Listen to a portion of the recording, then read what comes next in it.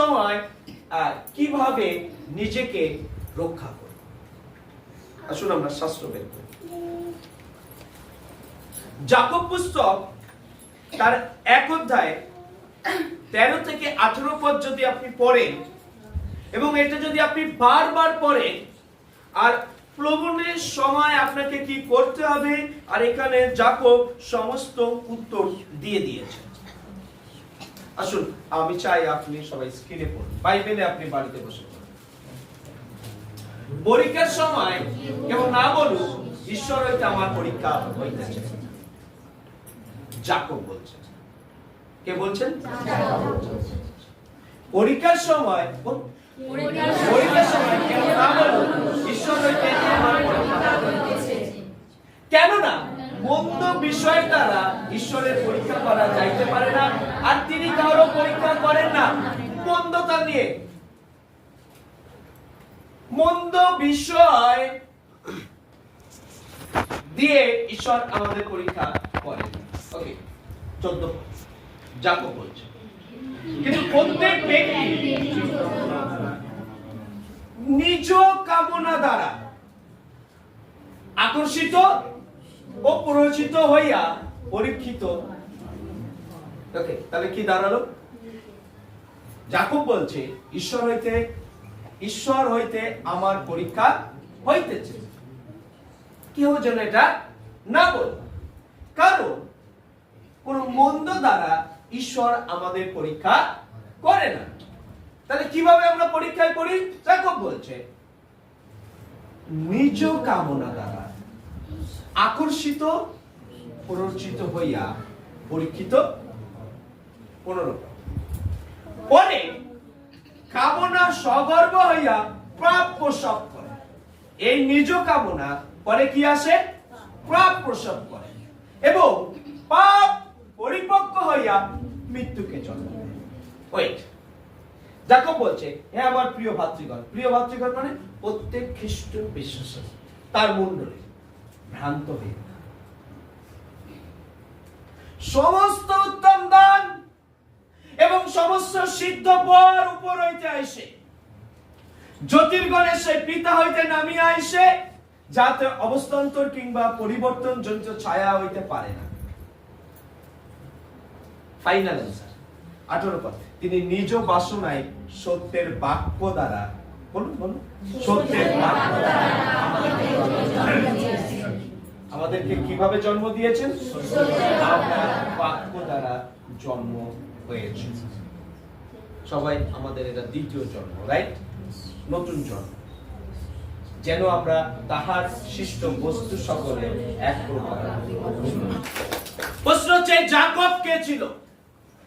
নতুন নিয়মে আমরা অনেককে পাই যাকব, কিন্তু এই যাকব ছিল এই বইয়ের রচয়িতা। এই যাকব ছিল প্রভু যীশু খ্রিস্টের ভাই। 1 করিন্থীয় 15 অধ্যায় 7 পদ। এই যাকব ছিল জেরুজালেম মণ্ডলীর পালক।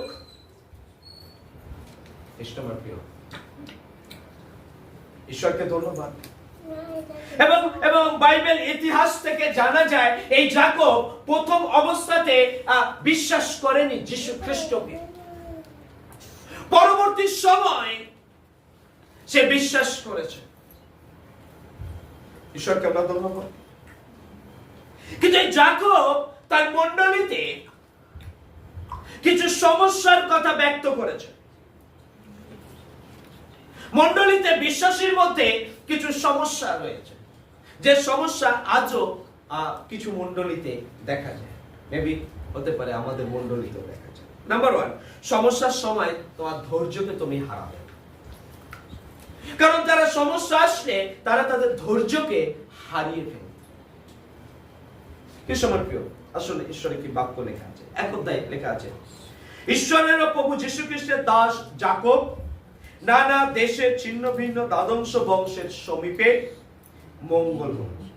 হে আমার ভাতৃগণ, তোমরা যখন নানাবিধ পরীক্ষায় পড়ো তখন সর্বতভাবে আনন্দের বিষয় জ্ঞান করিও, জানিও তোমাদের বিশ্বাসের পরীক্ষা সিদ্ধতা ধৈর্য সাধন করে। যাকে উৎসাহিত করছে যেন সমস্যার সময় তুমি যেন ধৈর্য ধরতে পারো, কারণ মণ্ডলীতে তারা সমস্যার সময় ধৈর্যকে হারিয়ে ফেলেছে। নাম্বার 2,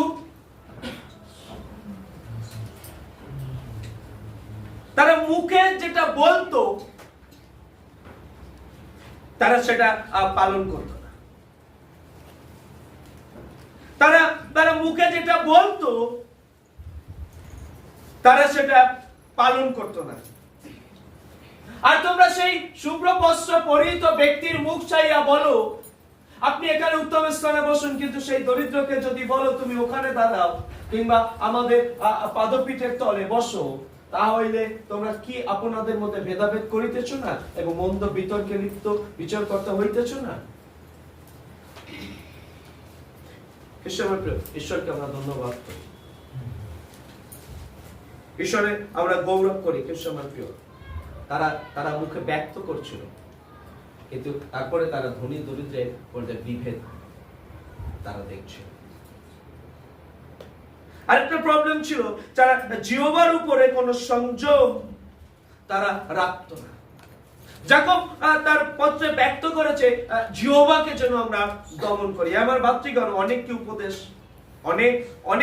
উপদেশক হইও না। হে আমার ভাতৃগণ, অনেককে উপদেশক হইও না। তোমরা জানো অন্য অপেক্ষা আমাদের ভারী বিচার। প্রেজ গড, জীবদ্দৃশ্যকে ধন্যবাদ। আরেকটা সমস্যা মণ্ডলীতে ছিল বিবাদ। তোমাদের বিবাদ উৎপন্ন হয়, তাদের মধ্যে নিজস্ব মধ্যে বিবাদ ছিল মণ্ডলী। এবং আরো যদি দেখেন মণ্ডলীর অপরিপক্কতা ছিল।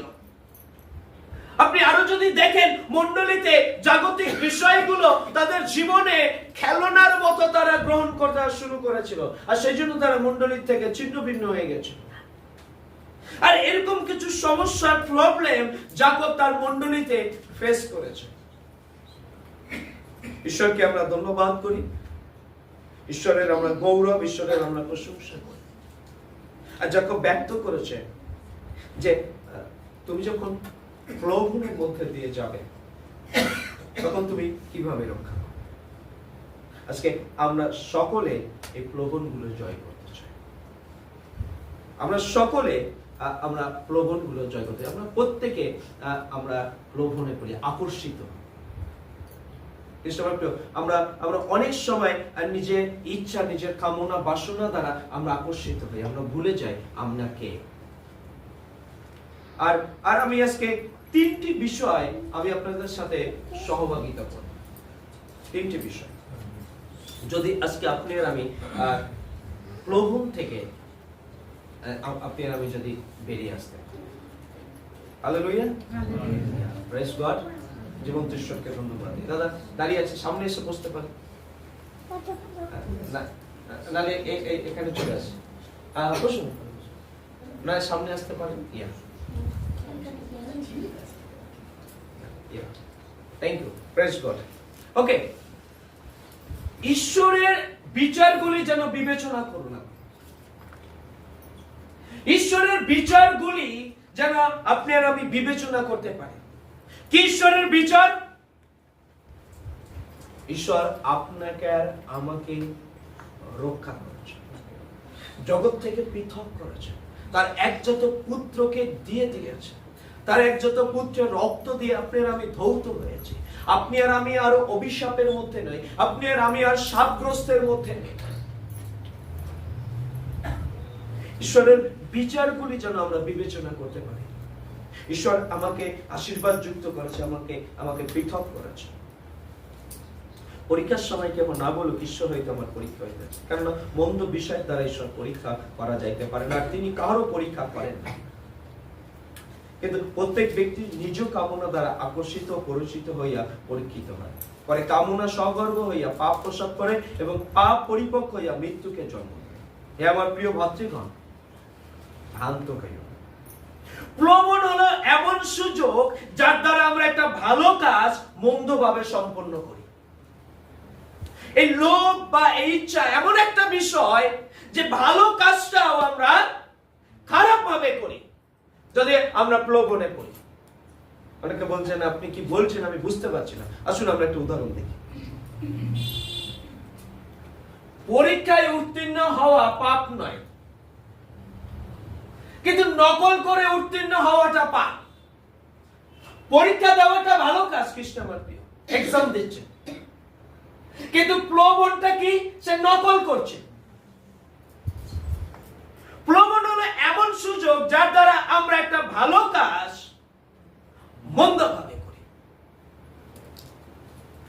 নকল করাটা কৃষ্ণ আমার প্রিয় মন্দভাবে। খাওয়া পাপ নয়।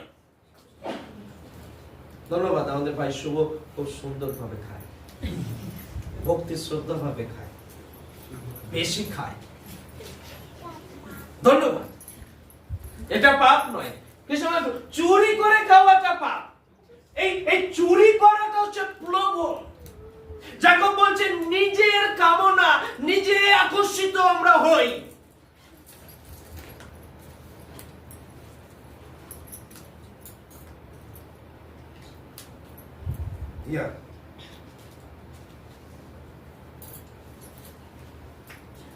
আপনাকে আমি বলতে চাই, পাপ ক্রমাগত পদ্ধতি, হচ্ছে ইচ্ছা। সিম্পলি মিনিং হচ্ছে অভিলাষ, যে কোনো ধরনের ইচ্ছা। 14 পদে লেখা আছে, কিন্তু প্রত্যেক ব্যক্তি নিজ কামনা দ্বারা অভিলাষ। দেখুন বাচ্চাটা কি সুন্দর ঘুমাচ্ছে। ঘুমানোটা কোনো খারাপ বিষয় নয়, কিন্তু অলসতার সাথে ঘুমানো, কাজবাজ সমস্ত কিছু ত্যাগ করে ঘুমানো, এটা হচ্ছে নিজ কামনা।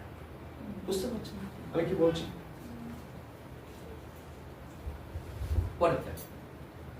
পাপ ক্রমাগত এক পদ্ধতি, প্রবঞ্চনা, আকর্ষিত হওয়া বা ফাঁদ পাতা।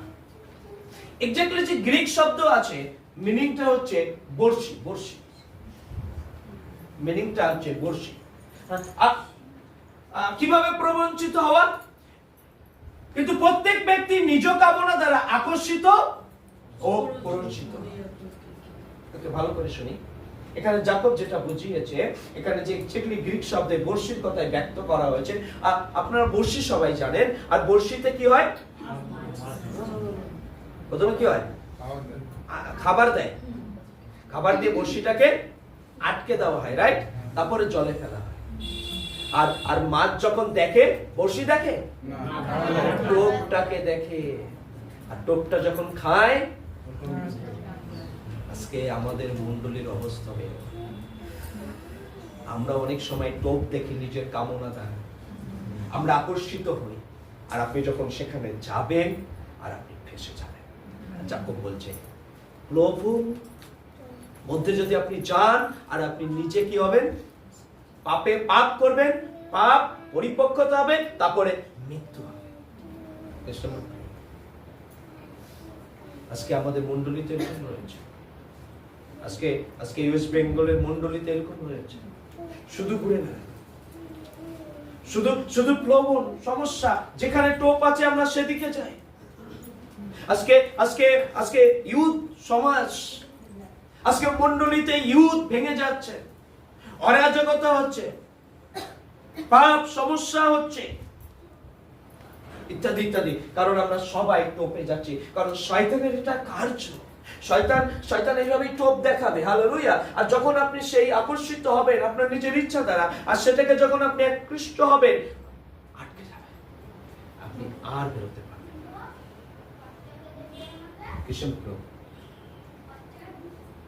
আপনি যদি লোটকে দেখেন, তখন লোট চক্ষু তুলিয়া দেখিলেন জর্দানের সমস্ত অঞ্চল শোয়ার পর্যন্ত সর্বত্র সজল। তিনি যদি না দেখতো তাহলে সে নাশ হতো। আচ্ছা, দেখেছিল বলে বাইবেল সাক্ষ্য দেয় সেই সদম গমরার কাছে সে গৃহ নির্মাণ করেছিল। খ্রিস্টানের প্রিয় লোভ, প্রলোভন, প্রলোভন এমন শয়তানের কার্য, প্রকৃতিকের মধ্যে থেকে আপনাকে দেখাবে, আপনাকে আকর্ষিত করবে, আর যখনই আপনি আর আমি সেখানে যাব, আর যাকব বলছে এর পরিণতি অবশেষ হচ্ছে মৃত্যু। আপনি মৃত্যু, আমি তো অনেক পাপ করি, কই মরছি না তো। আপনার মৃত্যু নিঃশ্বাসে নয়, বিশ্বাসে। কালকে আমি এক জায়গায় আমরা প্রার্থনার সময় বলছিলাম, এলিও যখন প্রার্থনা করছে, আহবকে বলছে আমি বৃষ্টির শব্দ শুনতে পাচ্ছি। বৃষ্টি তখনও শুরু হয়নি, বৃষ্টির জন্য প্রার্থনা তখনও শুরু হয়নি, কিন্তু উনি প্রার্থনা করছে আর প্রার্থনার আগামী উত্তরকে দেখতে পাচ্ছেন। আপনার মৃত্যু কথার অর্থ আপনি যে প্রার্থনা করবেন এই উত্তরকে আপনি পাবেন। খ্রিস্টানের প্রিয়, পাপ হচ্ছে ক্রমাগত পদ্ধতি, অবাধ্যতা। যাকব 15 পদে, পরে কামনা সগর্ভ হইয়া পাপ প্রসব করে এবং পাপ পরিপক্ক হইয়া মৃত্যুকে জন্ম দেয়। খ্রিস্টানের প্রিয়, আমরা যেন বাধ্য হতে পারি, আমরা যেন প্রলোভনের মধ্যে দিয়ে চলে যাচ্ছি। যাকবের মণ্ডলীতেও খেলনার মতো জাগতিকতাকে বিশ্বাসীরা গ্রহণ করছে। ঈশ্বরকে আমরা ধন্যবাদ দিই। এবং মৃত্যু, এই মৃত্যু খ্রিস্টানের প্রিয় বিশ্বাসের মৃত্যু। আপনি আমি যদি প্রলোভন থেকে বেরিয়ে আসতে চাই, ঈশ্বরের বিচারগুলি যেন বিবেচনা করি। নাম্বার 2, ঈশ্বরের মঙ্গল ভাবকে বিবেচনা করি। আমি বুঝতে পারছি না কি মঙ্গল। পাশের জনকে বলুন মঙ্গল। পাশের জনকে বলুন মঙ্গল। আমি আপনাকে একটা উদাহরণ দিতে চাই। আর এখানে সেই প্যাসেজ যখন দাউদ ব্যভিচার করেছে, এটা সেই প্যাসেজ যখন দাউদ মার্ডার করেছিল, এটা সেই প্যাসেজ যখন দাউদ ব্যভিচার মার্ডার করে যখন তার রাজপ্রাসাদের সাথে সে চলছিল, আর তখন এক ভাওবাদী, নাথন ভাওবাদী এসেছিল, তাকে ব্যক্ত করেছিল তুমি অন্যায় করেছো। আর দাউদকে যখন তার পাপ সম্পর্কে বুঝিয়ে দিয়েছে, আর দাউদ যে কি অন্যায় করেছে, আর দাউদ যে কি সমস্যার মধ্যে ছিল, দাউদ যে ঈশ্বরের অভিষেক থেকে আলাদা ছিল, যে দাউদের সেই প্রার্থনা ঈশ্বরের উপস্থিতি থেকে তার জীবন থেকে যে চলে গেছে, তার যে কাতুরীতি, তার যে প্রার্থনা, তার যে আবার ফিরে আসা আমরা গীত সংহিতা থেকে আমরা পাই। তখন নাথন দাউদকে কহিলেন আপনি সেই ব্যক্তি,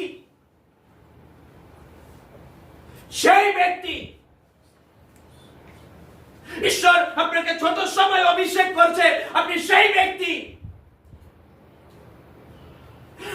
আপনি ভাল্লুককে হত্যা করতে পেরেছিলেন, আপনি সেই ব্যক্তি। সিংহকে হত্যা করতে পেরেছিলেন, আপনি সেই ব্যক্তি। আপনি ছোট ছিলেন, বড় গলিয়তকে আপনি হত্যা করতে পেরেছিলেন, আপনি সেই ব্যক্তি। ঈশ্বরের পরাক্রম, ঈশ্বরের অভিষেক, ঈশ্বর আপনার সহবর্তী ছিল সর্বদা, আপনি সেই ব্যক্তি। আর ইসরায়েলের ঈশ্বর সদাপ্রভু আজ এই কথা কহেন, আমি তোমাকে ইসরায়েলের উপরে রাজপদে অভিষেক, উচ্চারণ করুন সবাই, নীল দাগগুলো আপনি যেখানে দাগানো আছে সেটা বলবেন।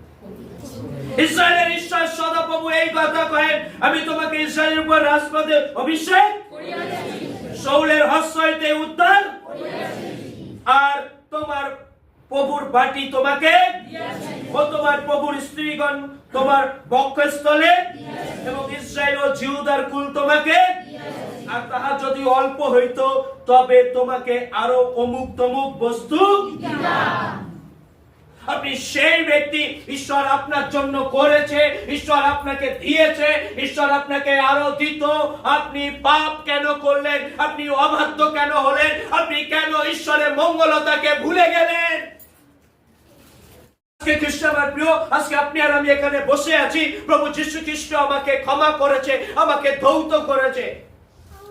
প্রভু যিশু খ্রিস্ট আমার জন্য অনেক কিছু করেছে, কন্টিনিউ আমাকে দিয়ে চলেছে, আগামী দিনও তিনি দিতে সমর্থ ঈশ্বর। তার মঙ্গলতা যেন আমরা না ভুলি, খ্রিস্টানের প্রিয়, যেন আমরা প্রলোভনে না পড়ি।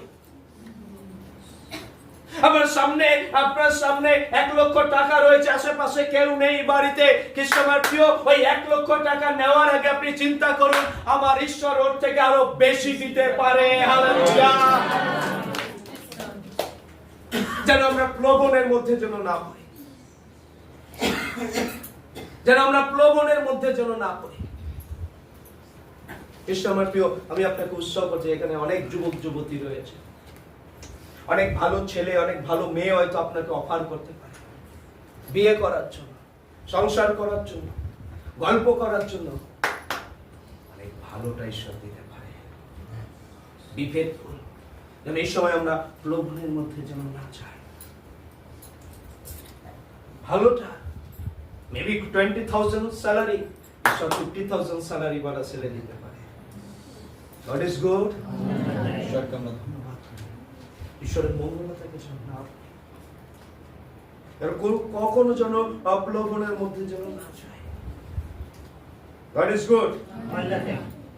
হিতোপদেশ 10:22 বলছে, সদাপ্রভুর আশীর্বাদই ধনবান হয় এবং তিনি তাহার সহিত মনোদুঃখ দেন না।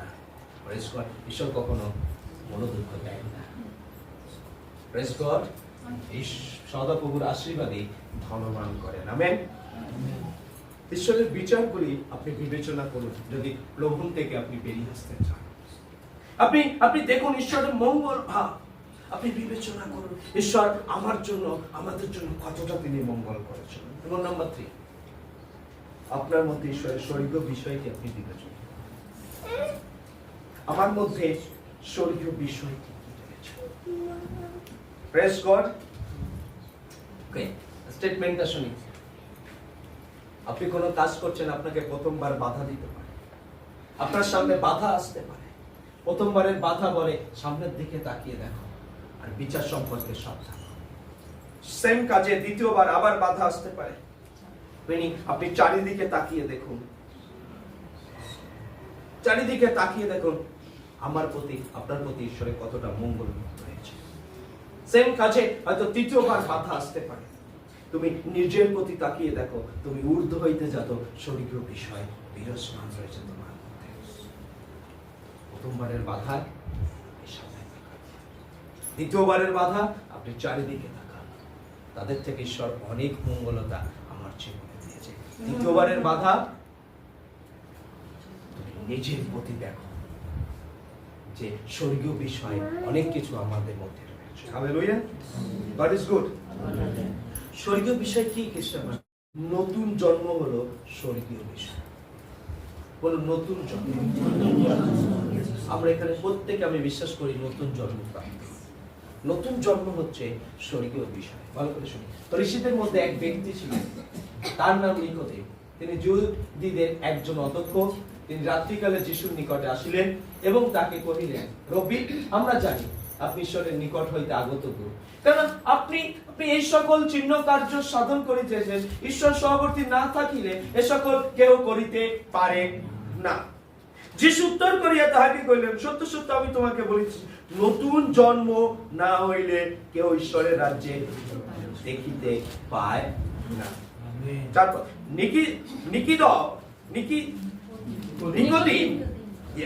নিকোদিম তাহাকে কহিলেন, মনুষ্য বৃদ্ধ হইলে কেমন করিয়া তাহার জন্ম হইতে পারে? সে কি দ্বিতীয়বার মাতার গর্ভে প্রবেশ করিয়া জন্মিতে পারে? যিশু উত্তর করিলেন, সত্য সত্য আমি তোমাদেরকে বলি, যদি কেউ জল ও আত্মা হইতে না জন্মে তবে সে ঈশ্বরের রাজ্যে প্রবেশ করিতে পারে না। মাংসই হইতে যাহা জাত তাহা মাংসই, আর আত্মা হইতে যাহা জাত তাহা আত্মা।